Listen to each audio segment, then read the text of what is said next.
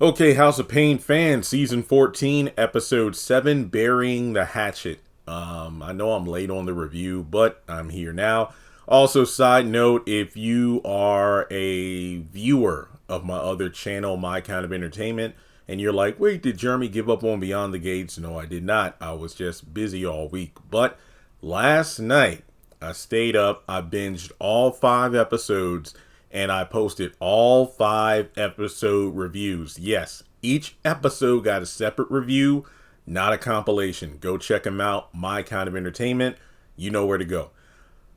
I've heard a lot of things about this episode. However, I avoided as many clips and tweets as I could. I basically wanted to go into this episode blind aside from the synopsis. I did see a brief clip that I scrolled by fast. You know how social media is, Twitter, Instagram, Facebook. Clips and reels will play without you having to hit a button. It's like, oh crap. And I just remember seeing CJ and hearing him say, be nice. And I'm like, this MFer. I don't even know how to feel about this episode. I literally just finished it.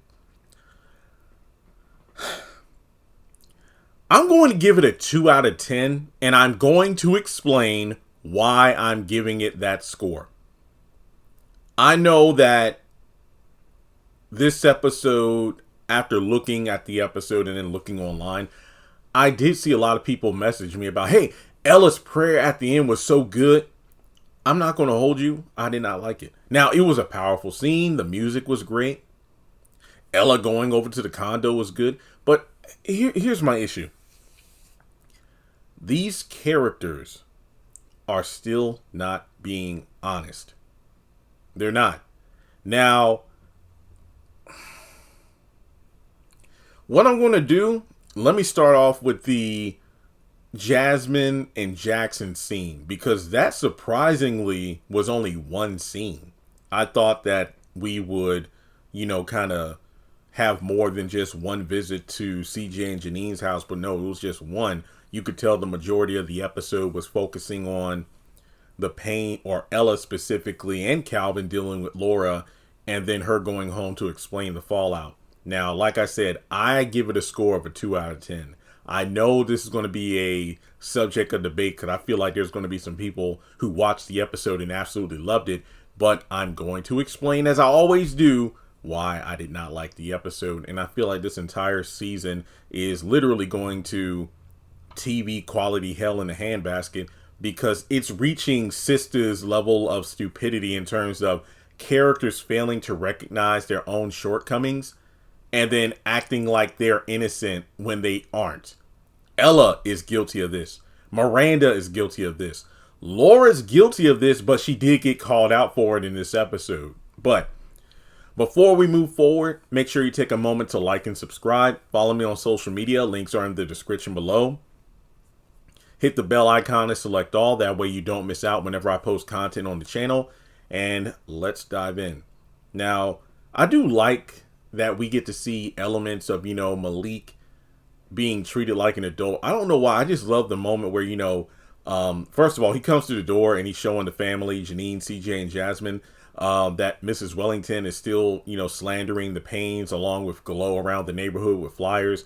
And, they're talking about, so what's the plan of action? And CJ explains what happened in the previous episode where he was talking with Glow, Ella, and Curtis about, basically holding like a mini block party, barbecue style, to reintroduce the Paynes to the community and the fact that they've done a lot for the community. And that's a great idea. And I think it's pretty cool how they all have their itineraries for the day. Janine is training a couple of people, PR related, and CJ is going to like a city council meeting or something in regards to budgeting as to what to do with the homeless population. And Malik is talking about how, the congressman was worried about that too. If I can find time, I'll see if I can go to the meeting as well. And then CJ's like, yeah, let me know if you come. I don't know why. I just love the idea of like, hey, they're all working adults and, some of their agendas for the day kind of cross over with each other, so they'll meet up. So this reminded me of what I wanted the House of Payne reboot to be.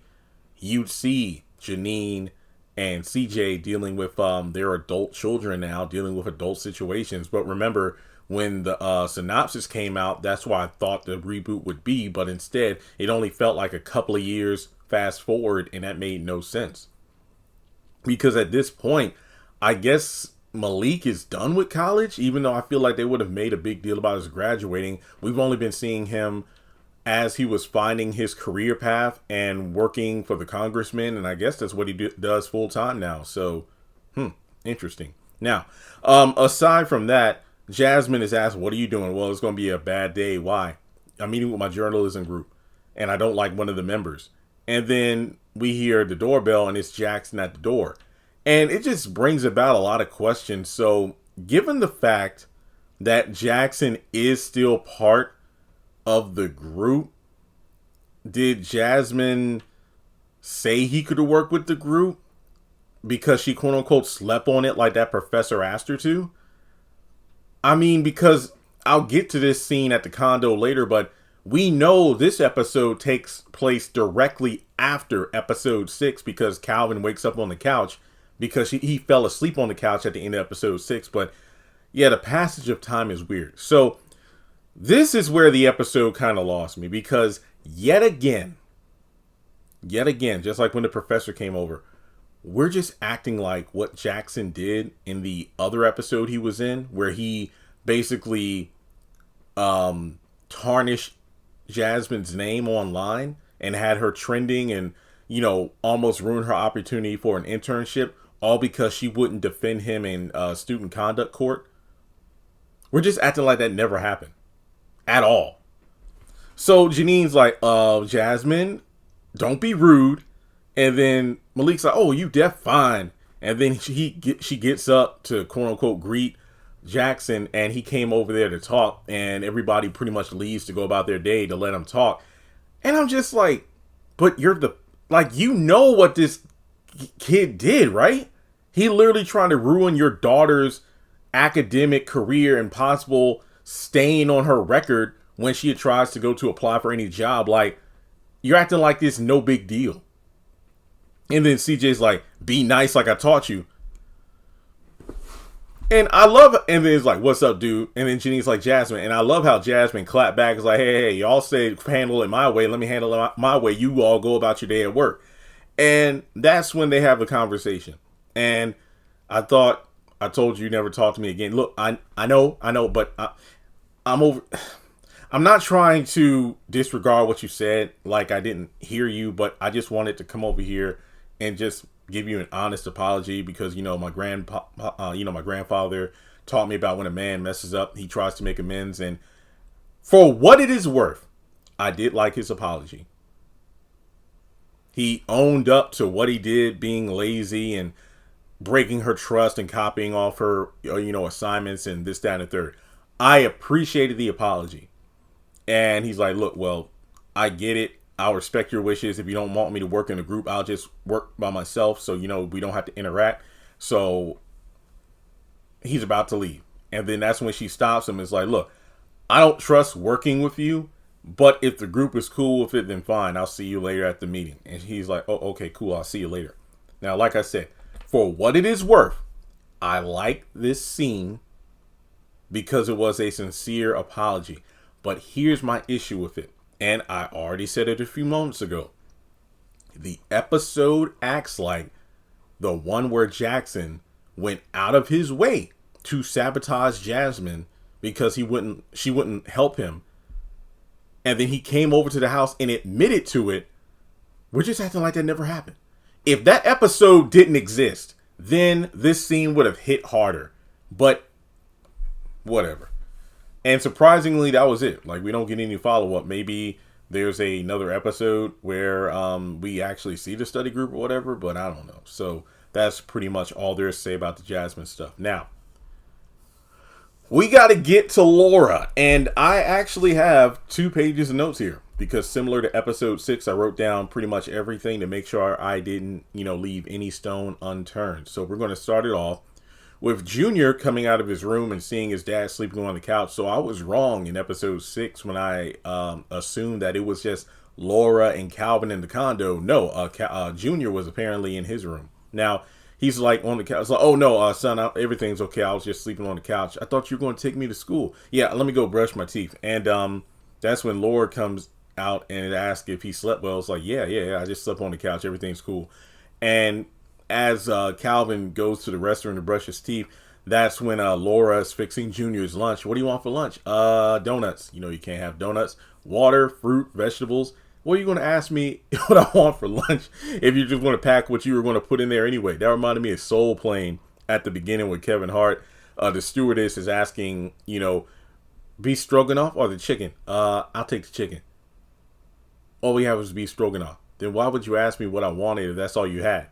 And she just gave him a blank stare. Yeah, okay, never mind.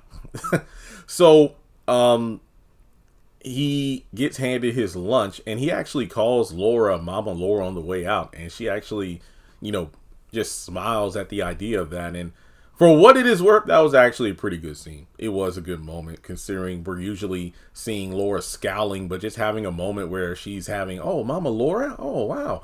But before Calvin leaves, Laura asks if they can talk, and Calvin just says, you know what, let me think about it. Calvin, you have to think about it if we talk? I just need to think about it when I'm ready to talk. Well, yeah, we'll talk later because there's some stuff I need to unload. Right here is a clear indication of, yet again, Laura's need for control.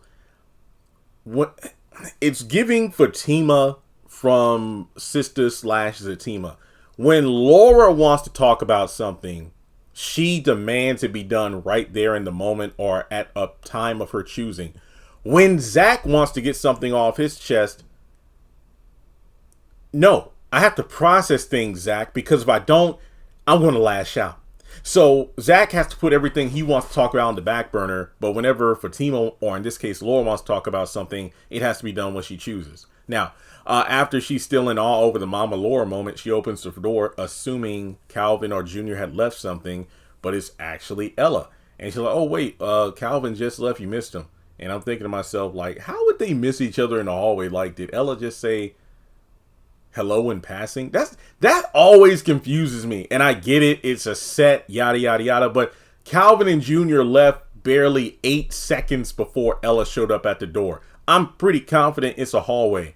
She would have seen Calvin and vice versa. Because later in the episode, when Calvin comes back, Mama, what are you doing here? What's going on? You would have seen her in the damn hallway. Okay, I'm sorry. I didn't mean to go on a tangent like that.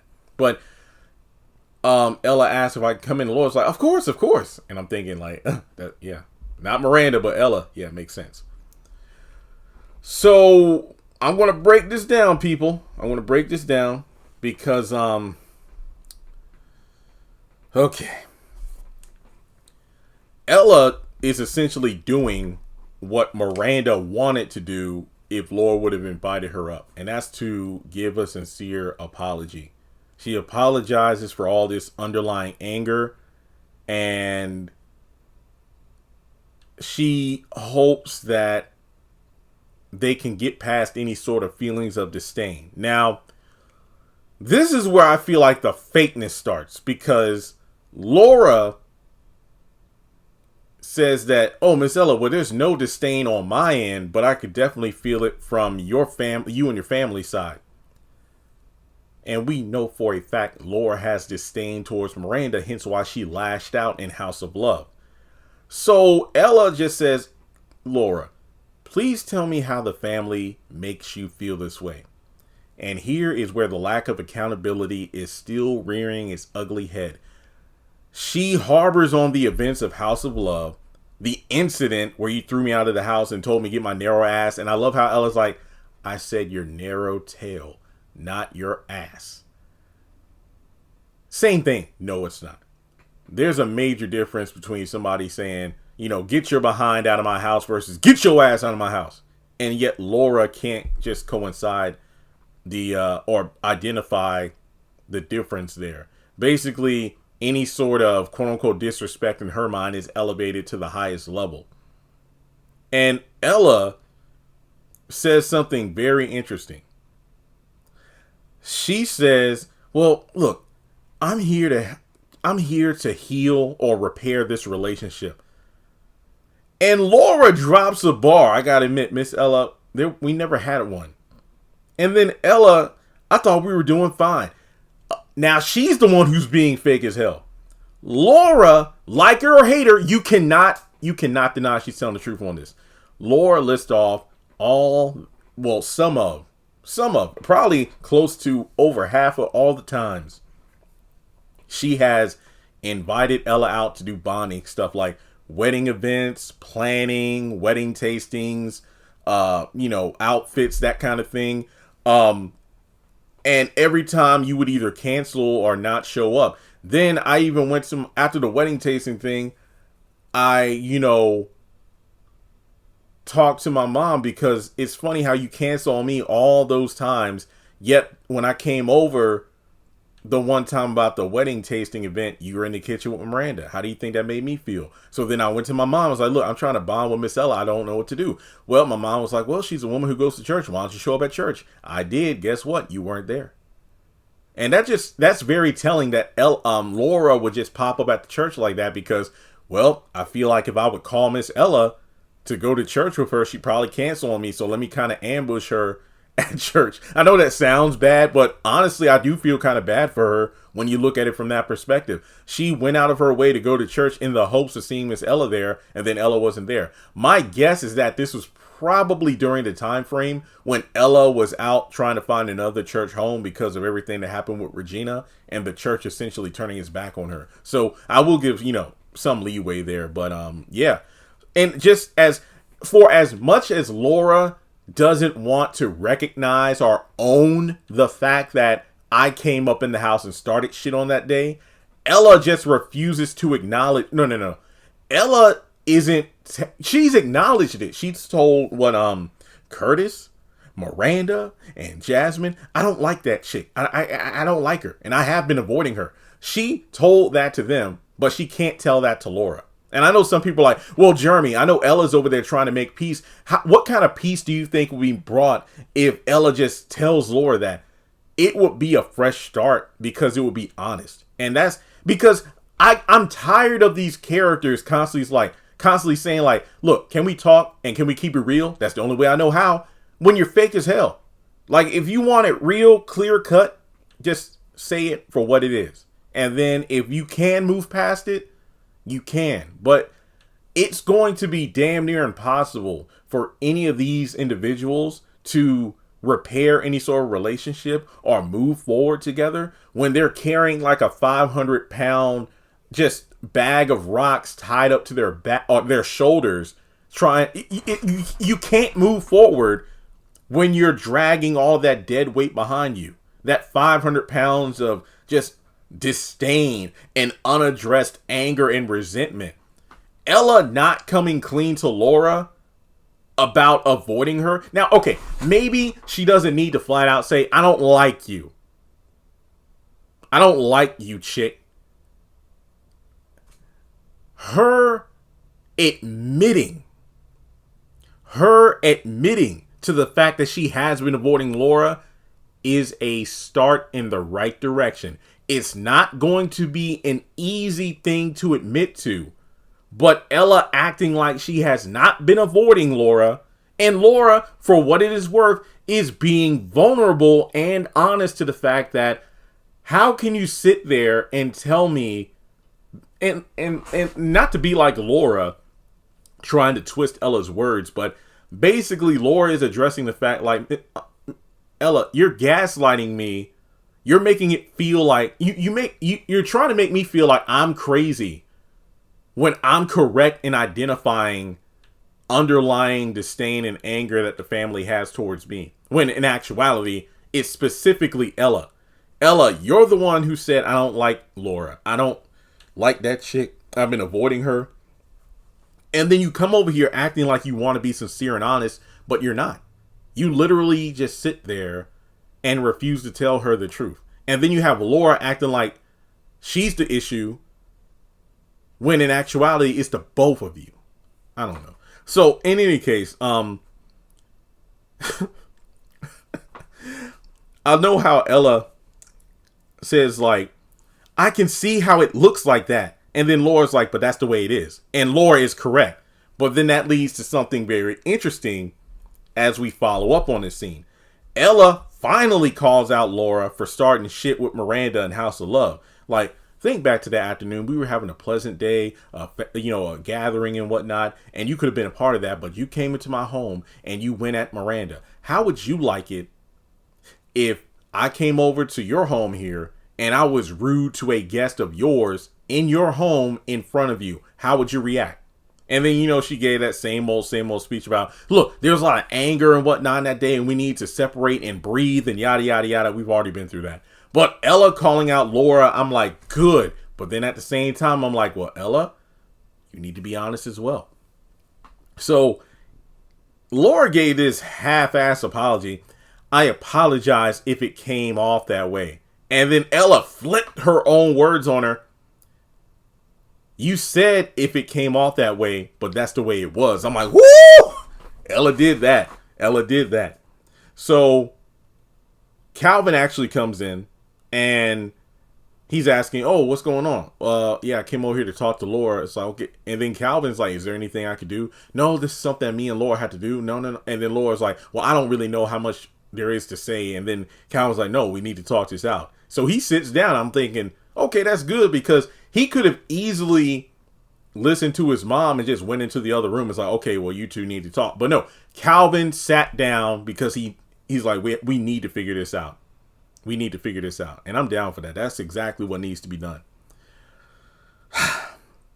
But then that's when Laura is like, oh, so now you want to talk. And then Calvin's like, listen, yesterday when I tried to talk to you about Miranda, and then it's like, well, what about this morning when I said I wanted to talk and you said you need to think about it or we needed time?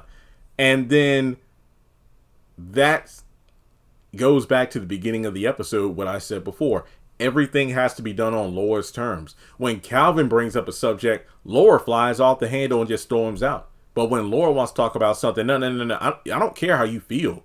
I don't care if you need to think about it. We're going to talk because I want to talk. I need to unload. And then she brings up, and that's why you sup on the couch, like, hey, that's our business. You don't need to talk about that in front of my mom. And she's like, okay, fair. So then she just literally gets in a huff and says, sorry to Miss Ella for disrespecting you and your family. She gets up and leaves. Basically doing the same shit over and over. And Calvin's like, should I go after her? And then Ella just honestly says, Calvin, I don't know what you should do. So Laura yet again proves that she's unable to just have a conversation at all. She wants to be heard and then storms out at a time of her choosing. So then that leads to, you know what? Let me talk about Laura returning to the condo after Ella has already left. That way I can save the remaining 3 scenes that take place at Curtis and Ella's house, in its own segment. So after Ella leaves, Calvin is still sitting in the same spot and Laura comes in. Calvin says hi. Laura just doesn't say anything. And, he's like, oh, so we're not talking? Well, I thought you said you didn't want to talk. And then he mentions how, where were you? Shopping, retail therapy again, burning those credit cards, huh? And then they start talking. And Laura just goes right for the jugular. And to some extent, you can understand where she's coming from. Calvin, why are you unable to comprehend me not wanting your ex-wife to have free reign or free access to our home? And that's when, Calvin mentions, like, look, that's Christian's mom. And I know you don't like Miranda. No, I don't like her. But you love Christian? Yes, I do. Now, for the sake of co-parenting and Christian, can you make it work? Laura agrees that she will try to talk to Miranda. She will try to get along with Miranda. But Calvin has to do 2 things. Give her time, aka be patient with me. And hey, no more sleeping on the couch. I don't like that. So let's go to bed. Well, can we kiss first? And I will see it when I believe it. Maybe this will get followed up on in the next episode or 2. I don't really know if next week is going to be like a filler type episode instead of following up on the storyline. But essentially, in order to keep the lines of communication open. But the thing about the lines of communication being open is that, Laura, you can't constantly hang up on Calvin when you don't feel like talking. It's crazy because Laura can always get up and storm out. Always. But the one time Calvin is like, can we just, I need a little time to, let's pull a Fatima here. Give me some time to process things, then we could talk. But no. Laura, the line of communication is always her yelling and hanging up. These two are not going to make it as far as I'm concerned. Now, there really is nothing else to say about them for this episode. We got to go over to Curtis and Ella's home. Miranda comes over. No reason at all, except for to see Ella. She comes over. And in my personal opinion, Miranda in this episode just constantly proves Laura's point. So Ella isn't around just yet, but, hey, she does show up. And she mentions how I wasn't at the church. I wasn't out with the women's, group. I was out talking to Laura. What is the first thing? Miranda sits down. Ooh, I got to know the tea on this. I'm thinking like, Miranda, yet again, why are you here? This isn't me talking because I hate Miranda, but when you do look at things from Laura's perspective, it makes sense why she doesn't like her. Ella is mad at herself for letting things get this far. To be honest, she should. Now, Miranda and Curtis both try to step in and try to absolve her of any guilt. Miranda's like, hey, you can't say that. It's not your fault. And the thing is, Ella feels defeated because she does accept this, but it goes back to what I said before.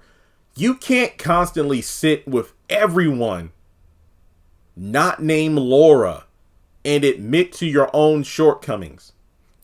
Notice how I said your shortcomings. Whenever Ella is with Laura, she makes it seem she's apologized for the whole family for making you feel some kind of way. Ella needs to talk to Laura about Ella herself, addressing her issues with Laura, why she doesn't like Laura. I've already been over this, but she refuses to do so. So in my personal opinion, Ella's coming off as a fake Christian. I said it. I said it. Now, she just says to Curtis and Miranda that I can't continue to just go back and forth like this because I can't convince her, or Laura is so far gone, I can't convince her that anyone in the family wants to have any form of a relationship with her. So then she gets up and goes to the room. And Miranda's like, I don't know what to do. Like, I don't know what the issue is. I'm thinking to myself, it's you.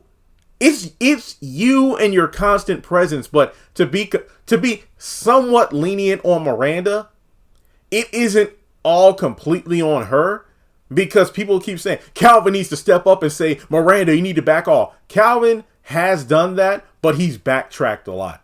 But then some of that responsibility does have to come to Ella, because your son is about to be married. Let's be real. We don't know if he and Laura are going to make it to the wedding day and the I-do's and whatnot, and if Laura will become Ella's future daughter-in-law. But her daughter-in-law, currently she's the future daughter-in-law. Ella has not made an effort. Laura has been doing all the work. And like I said before, I completely understand if you don't care for Laura, if you don't like Laura, or if you want Miranda back in the position of Calvin's true love and wife and all that stuff. But when you're looking at the episodes for what they are and what was revealed from Laura's own lips, you cannot deny the fact that Ella has not made an effort. She's made more of an effort avoiding Laura, spending time with her former daughter-in-law. Yeah, I know, current mother of her grandchild and this, that, and the third. But overall, she needs to stop spending as much time with Miranda and start spending time and getting to know Laura. I know, light me up in the comments, but I'm telling the damn truth and you know it. So for Miranda to just sit there and act like she doesn't know why Laura's tripping is just ridiculous. I feel like the whole family is trying to gaslight this woman. Now, look, Laura isn't completely innocent now. She has some anger issues and lack of accountability and disrespect and this, that, and the third. But the family, yeah, the family is gaslighting her. Now, essentially, Curtis was having a Danny from Sisters moment. Basically, what I mean is that when you have the loudmouth comedic character dropping some sound wisdom and advice, no jokes, they're being real, that's when you know to shut up and listen. Because it's like when Danny gets high, or in this case, when Curtis has a beer or whatever, he's giving wise advice.